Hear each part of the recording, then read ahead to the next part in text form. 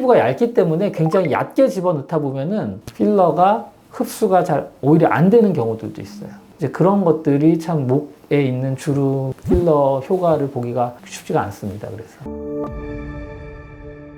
목은 얼굴 다음으로 나이를 드러내는 부위라고 하잖아요. 특히 나이가 들면서 목에 생긴 주름을 없애려고 이제 목주름 필러를 생각하는 분들도 많은 것 같아요. 우선 목주름 필러의 시술 특징이랑 방법 이런 것들이 어떤 건지 먼저. 목 주름 때문에 이제 신경들을 많이 쓰시고 특히 이제 나이가 조금씩 드시면서 목주름이 점점 깊어지시는 분들도 있고요. 선천적으로 목주름이 짙게 있으신 분들도 있어요.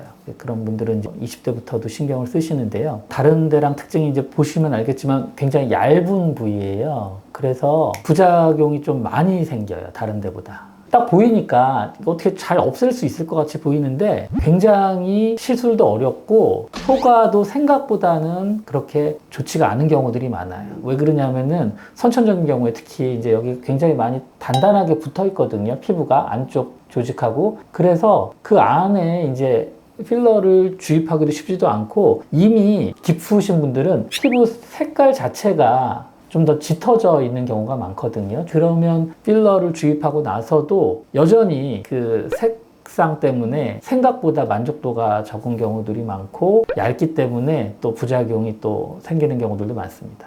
그럼 필러 시술할 때는 보통은 이 가로주름을 없애는 네. 필러는 채우는 거기 때문에 물론 목주름의 종류가 여러 가지가 있거든요. 뭐 세로주름도 있고 뭐 여기 가로주름도 있는데 이 세로주름은 이거 채워가지고 해결을 하려면 볼륨을 더 많이 넣어서 이걸 팽팽하게 해야 되는데 그러면 주름은 없어지지만 여기 볼륨이 더 많이 생겨서 이제 이중턱이 더 되니까 채우는 거는 더 당연히 안 좋아지는 거고요. 여기는 주름을 어떻게 당기거나 뭐 탄력도를 주거나 아니면 뭐 그런 방법을 해야 되는 거고 보통 이제 필러로 하는 시술들은 이 목 아래쪽에 접혀가지고 생기는 주름이라든가 선천적으로 깊은 주름이 들어가 있는 부위에 채워넣는 시술을 하게 되는 거고요.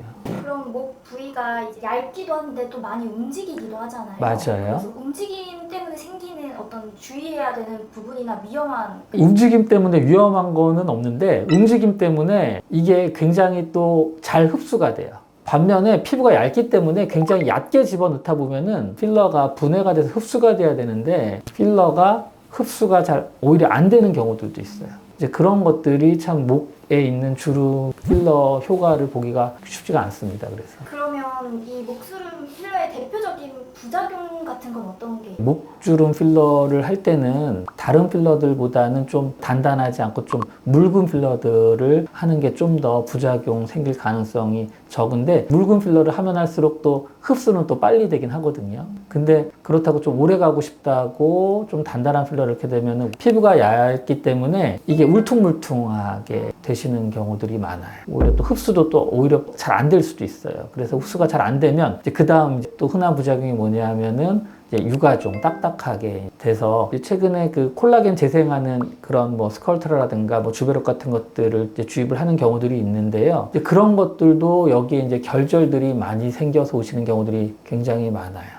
그런 콜라겐 재생하는 주사들은 일단 흡수가 된 다음에 우리 몸에서 자극을 받은 조직이 콜라겐하고 탄력 섬유가 재생이 되면서 이제 효과를 나타내게 되는 건데 피부랑 너무 얕게 집어넣게 되면은 이게 흡수가 되지 않고 이 안에 오랫동안 있으면 그게 이제 만성 염증 일종의 그래서 이제 딱딱하게 울퉁불퉁하게 결절이 생겨서 그런 것들은 진짜 치료하기가 쉽지가 않아요. 일단 필러 같은 경우에는 보통은 뭐 진짜 짧게는 6개월, 1년이니까 1, 2년 안에는 사실 또 주사 필러 같은 걸 만든 거는 안 하시는 게 좋아요. 거의 남아 있어요. 조금씩은. 그래서 오래 지난 다음에도 두 번째, 세 번째 시술들은 확실히 더 부작용 가능성이 있습니다. 그래서 남아 있는 것들이 있는지 아니면 염증 반응이 있는지 꼭 확인을 좀 해보시는 게 좋습니다.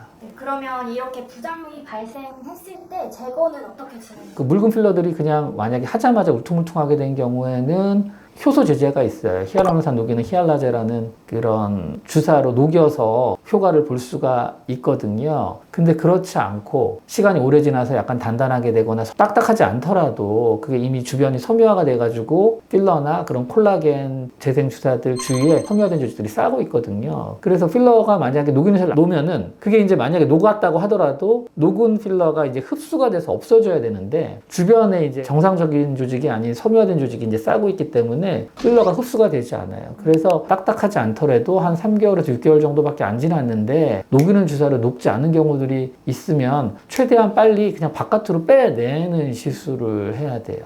필러는 약간 겔 상태인데 콜라겐 주사는 거의 액체인데 액체를 주입했는데 울퉁불퉁하게 된 건 흡수가 되지 않았다는 거예요. 그러니까 빨리 바깥으로 빼내는 것도 고려를 해보긴 해봐야 됩니다. 왜냐하면 시간이 지나면 지날수록 더 이제 안쪽에서 면역 반응이 진행이 되면서 좀 더 단단하게 딱딱하게 되면 제거가 더 힘들거든요. 그래서 제가 뭐 하는 치료가 이제 아키스컬프 레이저로 바깥으로 빼내는 그런 시술 같은 것들을 꼭 고려를 해보시긴 해야 됩니다. 굉장히 눈에 많이 띄시는 분들은 진짜 개선하기가 쉽지가 않은 주름이기 때문에 일단 너무 욕심 내시면 안 되고요. 그리고 시술을 과하게 받거나 그런 거 자주 받거나 그런 것들은 정말 일단은 주의하셔야 될 것 같고, 받으실 때도 어느 정도 숙련된 경험이 많으신 분들한테 좀 조심스럽게 받는 게 좋을 것 같습니다.